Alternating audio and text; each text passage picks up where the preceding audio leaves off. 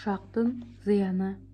Bir адам үй кызматчы сатып алуу үчүн базарга барды. Ар түрдүү кулдардын арасынан bir жаш бала көзүнө жылуу учурап туруп алды.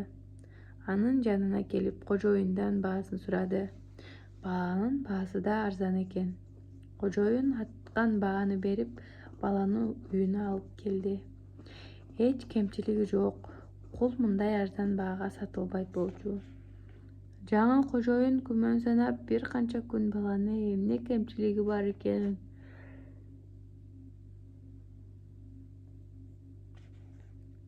билүү үчүн артынан аңдып жүрдү. Анын эч кандай кемчилигин байкалган жок. Качып кетчүдөй түрү да байкалбайт. Ошентип ишеничке кирген кулду акмалабай өз алдынча койду. Арадан bir канча убакыт өткөн соң бала жаңы кожоюндун аялына келип: «Айым, сиз мени кечирип коюңуз, бирок мен сизге бир нерсе айтууга тийишмин», деди.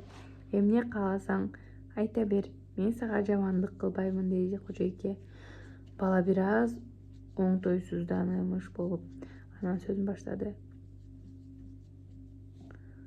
«Сиздин кожоюн үстүңүзгө аял алууну ниет кылып жатканын билип калдым».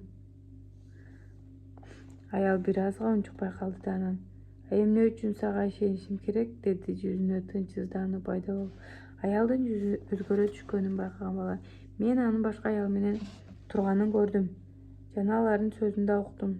Бирок ишенүү сиздин эркиңиз», деп кетмекчи болду. «Кое тур», аял кол жаңсап токтотту. «Сен муну мага эмне үчүн айтып жатасың? Айым, мен сизге жакшылык гана каалайм.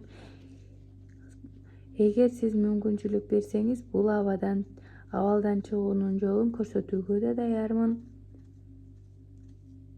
Кожойке баланын сөзүн тыңшап, унчукпай калды. Бала сөзүн улады.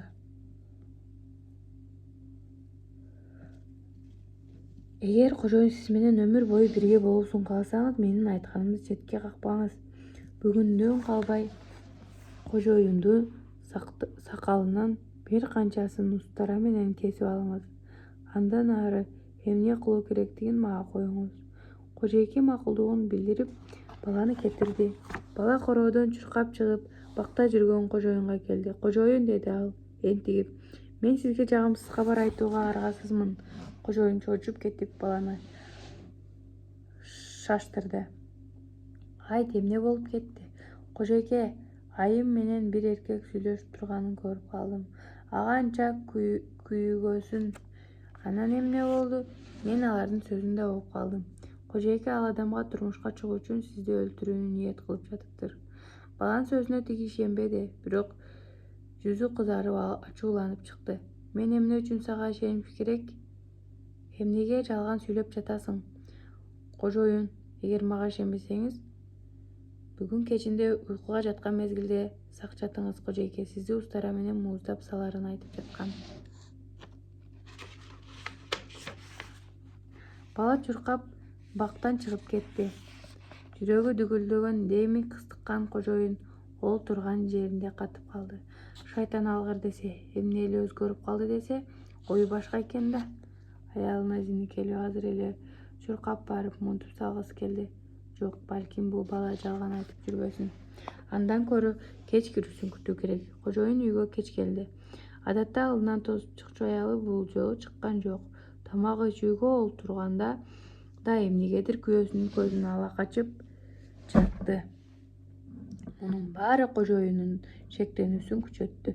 Кожоюн төшөккө эрте жатты. Үй тирилиги менен алектенген аял төшөккө келбеди. Кожоюн көз кыры менен аялын карап уктамыш болуп жата берди. Бир убакта аялы анын жанына келип эңкейип карады да, уктап жатканына көзү жеткен соң акырын барып устараны алып кайра келди.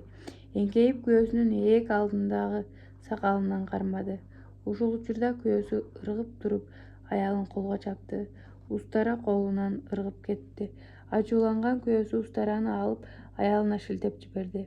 Курч устара күрөө тамырын шылып түштү. Бир чыңыруу аял жер кучактап жыгылды.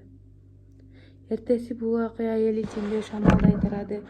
Аялдын туугандары келип анын күнү үчүн канга кан деп күйөөнү байлап кетишти.